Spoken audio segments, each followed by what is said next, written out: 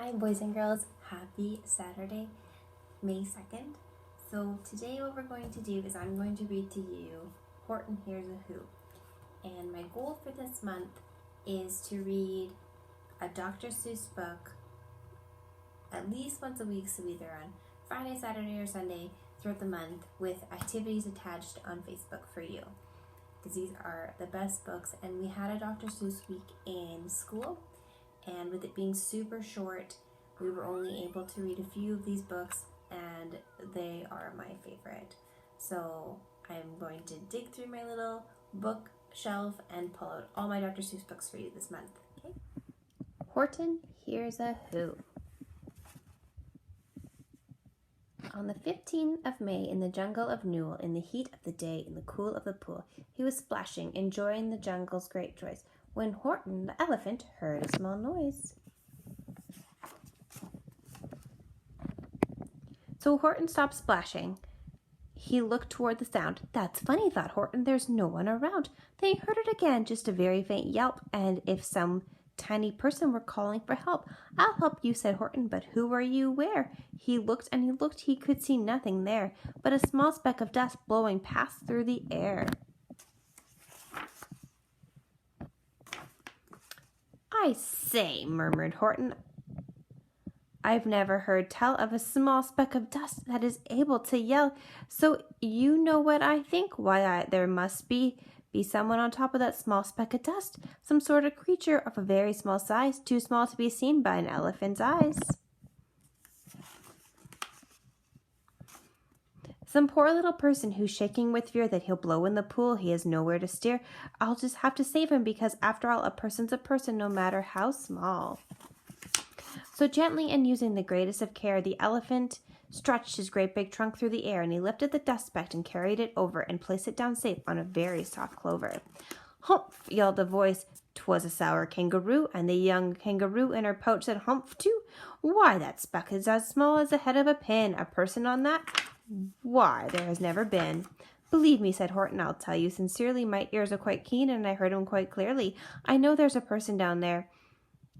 And what's more, quite likely there's 2, even 3, even 4, quite likely a family of all that we know. A family with children is starting to grow. So please, Horton said, as a favor to me, try not to disturb them. Just please let them be. I think you're a fool, laughed the sour kangaroo, and the young kangaroo in her pouch said, Me too. You're the biggest blame fool in the jungle of Newell, and the kangaroos plunged in the cool of the pool. What terrible splashing, the elephant frowned. I can't let my very small persons get drowned. I've got to protect them. They're bigger than I've got to protect them. I'm bigger than they. So we plucked them of the clover and hustled away through the high jungle treetops, and the news quickly spread. He talks to a dust speck. He's out of his head. Just look at him walk with that speck on that flower. And Horton walked worrying almost an hour. Should I put this speck down? Horton thought with alarm. If I do, these small persons may come to great harm. I can't put it down, and I won't. After all, a person's a person, no matter how small. Then Horton stopped walking. The speck voice was talking. The voice was so faint he could barely hear it. Speak up, please, said Horton. So he put his ear near it.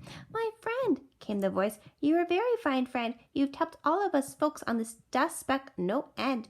You've saved all of our houses, our ceilings and floors. You've saved all of our churches and grocery stores. You mean, Horton gasped, you have buildings in there too? Oh, yes, piped the voice. We most certainly do.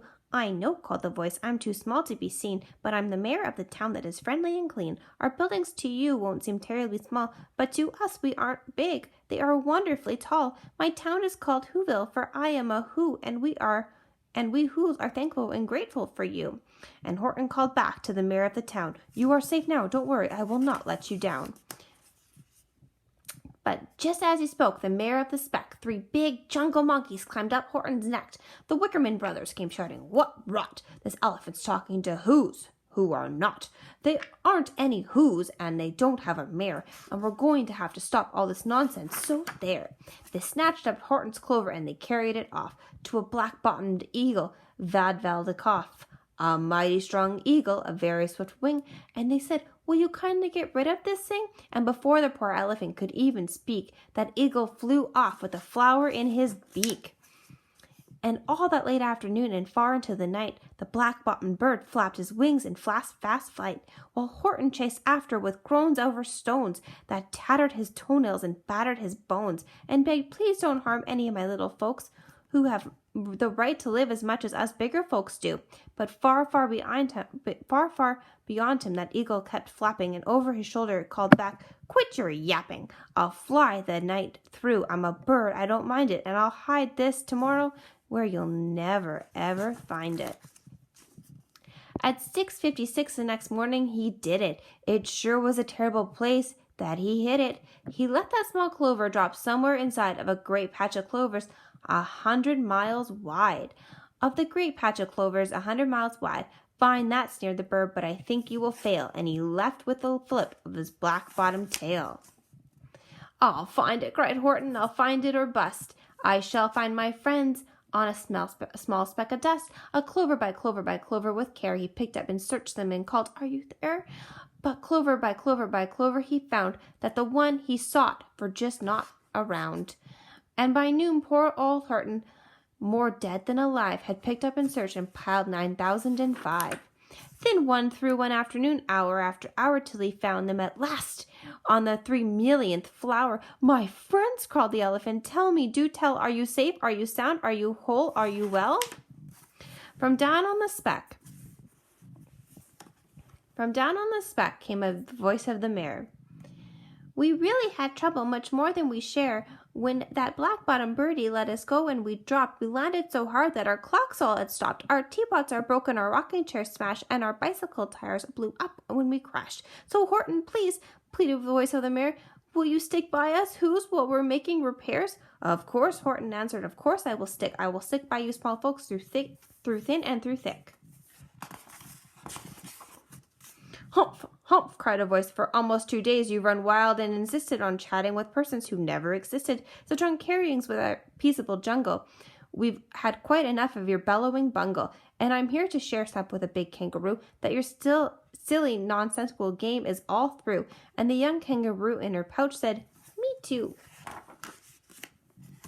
With the help of the Wickersham brothers and dozens of Wickersham uncles and Wickersham cousins, the Wickersham in-laws, whose help I've engaged, you're going to be roped and you're going to be caged. And for as your despect, that shall boil in a hot steaming kettle of bezelnut oil." "Boil it?" gasped Horton. "Oh, that you can't do. It is full of persons. They'll prove it to you."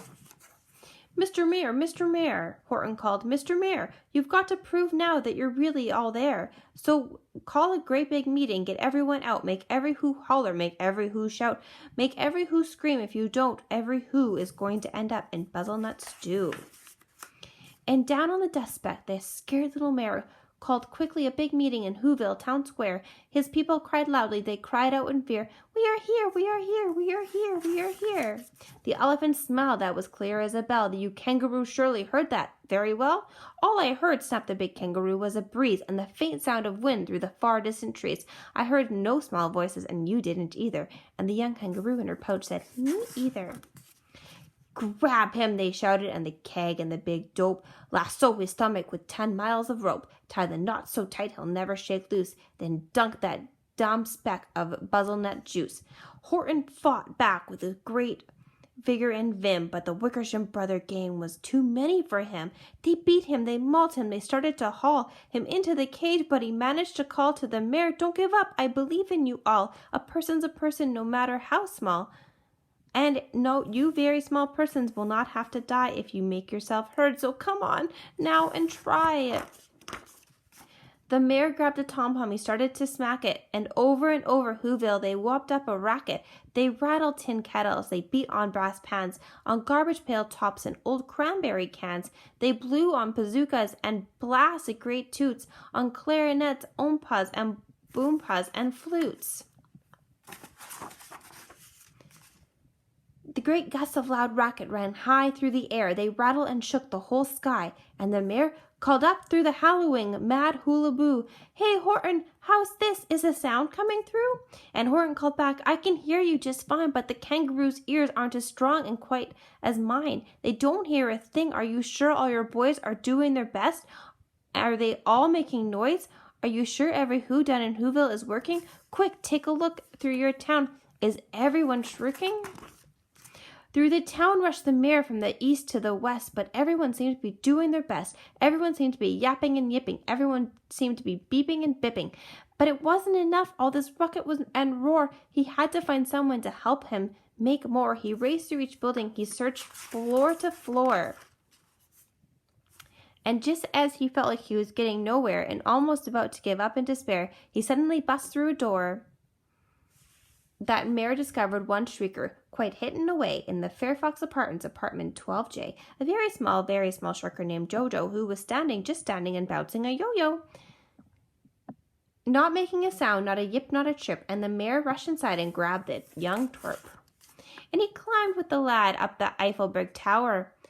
This, cried the mayor, is the town's darkest hour, the time for all whose that we have blood that is red to come to the aid of their country, he said. We've got to make noises at a greater amount, so open your mouth, lad, for every voice counts. Thus he spoke as he climbed, and they got to the top. The lad cleared his throat, and he shouted, "Yop!" And that yop, that one small extra yop, put it over. Finally, at last, from the speck of that clover, their voices were heard. They ran out clear and clean, and the elephant smiled. Do you see what I mean? They prove they are persons, no matter how small, and their whole world was saved by the smallest of all. How true, yes, how true, said the big kangaroo. And from now on, you know what I'm planning to do? From now on, I'm going to protect them with you. And the young kangaroo in her pouch said, Me too. From the sun in the summer, from the rain when it's fallish, I'm going to protect them no matter how smallish. The end.